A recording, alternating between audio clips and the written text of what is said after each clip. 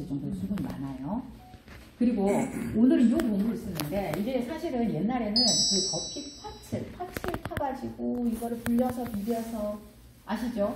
근데 요새 그거 없어요. 구하기 굉장히 힘들어요. 그래서 동북콩이 비슷한 맛을 내기 때문에 이 동북콩으로 아예 그냥 고무를 만들어 놓고 팝니다. 이렇게.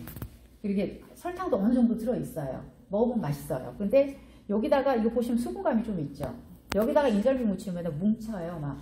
그래서 살짝 수분을 조금만 날려줄 거예요. 너무 많이 날리게 되면 가루가 너무 고와져가지고 나중에 고물이 잘 안 묻고. 그래서 가스가 들어있죠? 지금 막 뭉쳐있잖아요. 그죠? 숟가락이 하나가 있었는데 자, 얘는 이렇게 수분을 넣어야 됩니다. 네, 수분을 조금만. 너무 많이 날리시면 안 되고, 너무 많이 날리면 나중에 떡을 묻혔을 때 너무 고운 가루만 묻어요. 얇게 묻어요. 그래서 이렇게 해가지고 한 1분 정도만 볶아주시면 끝이에요. 됐어요.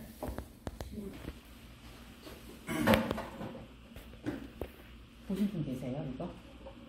물이 깊죠? 물 어느 정도? 왜냐하면 찜기가 이제 올라갈 거잖아요, 이렇게. 그러면 이게 너무 찰랑찰랑하게 되면 물이 다 튀어 올라가지고 떡이 질어져요. 근데 물을 너무 반 이하로 놓게 되면 나중에 물이 다 줄어들어 버려요. 한 20분 이상 쪄야 되기 때문에.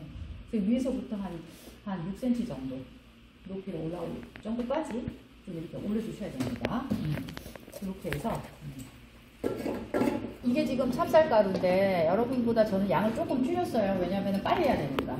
저는 요즘에는 이제 다들 유튜브를 많이 보시다 보니까 이 타임랩 같이 막 몇 초 안에 안 끝나면 안 보시고 그래서 최대한 좀 제 시간을 줄이기 위해서 저는 양을 좀 줄였어요. 근데 지금 보니까 찹쌀가루가 굉장히 덩어리 덩어리예요. 그럼 사실은 이 찹쌀가루는 유자청까지 넣게 되면은 수분이 따로 들어가지 않아도 충분하다는 거죠. 한 번 빻아야 됩니다.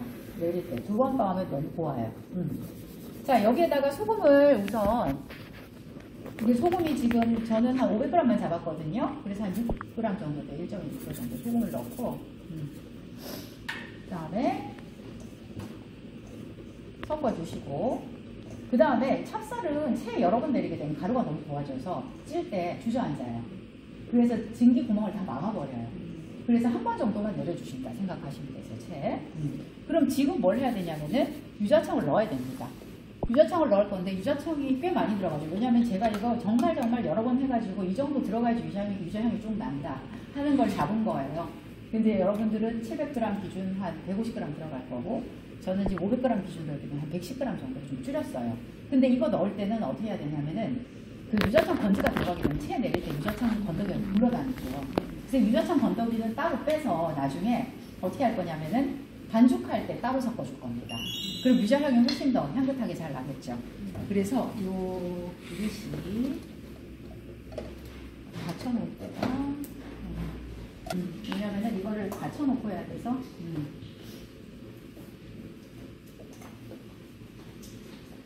이것도 처음이시고 이건 뭐도 처음이에요. 드시긴 많이 드셔보셨을 거고 그죠? 그래서 원래는 제가 물이 필요한 경우는 여기다가 미리 물을 조금 넣어서 점도를 좀 낮춘 다음에 걸러요. 근데 오늘은 물을 넣으면 안 될 것 같아요. 그래서 제가 따로 물을 넣지 않고 유자청만 가지고 수분을 한번 잡아볼 거예요. 이것도 지금 수분이 적지 않습니다. 그래서 그건 이제 여러 가지 그 찹쌀가루 처음에 있었던 찹쌀가루의 수분을 좀 보고서 결정을 하셔야 될 부분이에요. 요거는 그래도 청이 많네요. 유자차를 사시면 이렇게 건더기가 많이 없어요. 그래서 건더기가 들어가기 때문에 나중에 쌀가루 채 내릴 때 자꾸 건더기가 걸립니다. 그래서 요거 할 때 이제 물에서 청은 그대로 남아있고 자, 요 건더기는 이따가 조금 이따 쓸 거예요. 자, 얘를 소금 들어갔고 그 다음에 이제 청을 넣고 반죽을 설탕은 나중에 넣을 거예요. 지금 넣으면 안 돼요. 그렇죠? 자, 얘를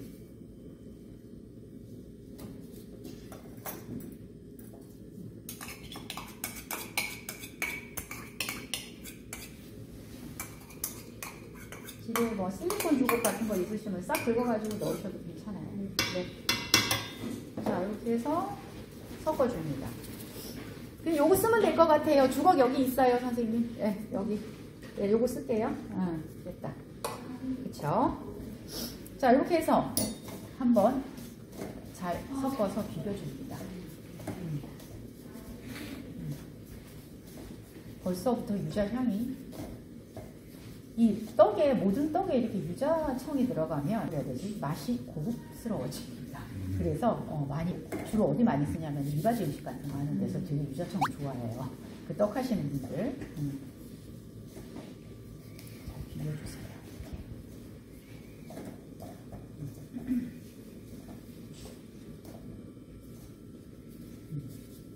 자, 이렇게 잘 비벼준 다음에 살짝 한번 쥐어봅니다. 얘는 물 안 들어가도 돼요.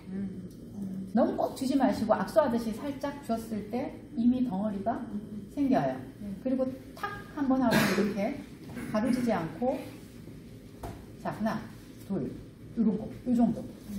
그러니까 이거는 진짜 처음 하신 분들 굉장히 어려운데 제가 체에 내려서 한 번 더 보여드릴 거예요. 아직은 덩어리들이 너무 뭉쳐 있으니까. 애초에 수분감이 많아요. 쌀가루. 탁 했을 때 한 번 딱 떨어져요. 자, 한번 내려줍니다. 이렇게. 그리고 어차피 나중에 우리가 칠 거잖아요. 칠 때 소금물을 또 써야 돼요. 지금 너무 수분이 많게 되면 질어가지고 소금물 쳐서 찌면 달라붙고 막, 그쵸? 그래서 이렇게 체에다가 내려줍니다. 마스크 써서 안 나시겠구나.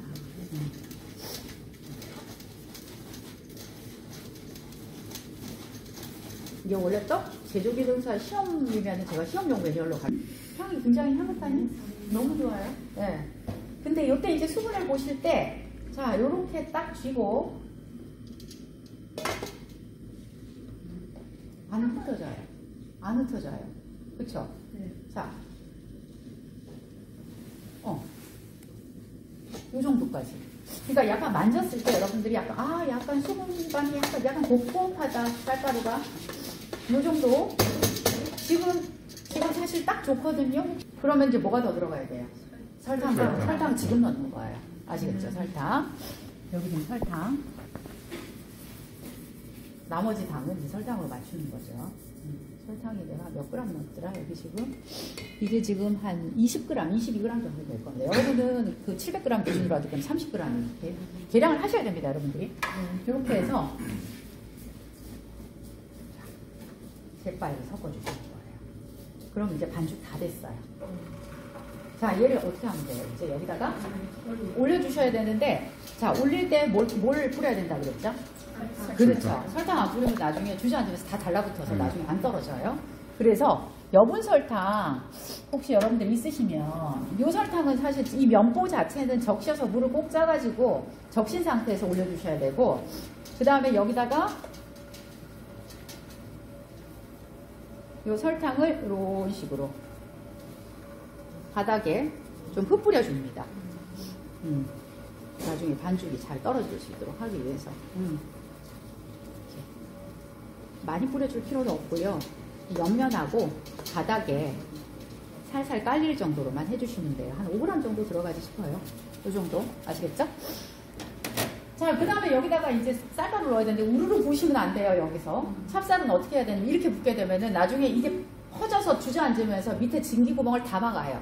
위에 떡이 하나도 안 익습니다. 그래서 찹쌀은 맵쌀하고 달리 살짝 쥐어서 이런 식으로 올려야 돼요. 아시겠죠? 그렇다고 해서 덩어리가 너무 크면 이 사이에 안 익으니까. 이게 찹쌀 찌는 방법이에요. 어차피 칠 거기 때문에 모양이 중요하지 않아요, 지금.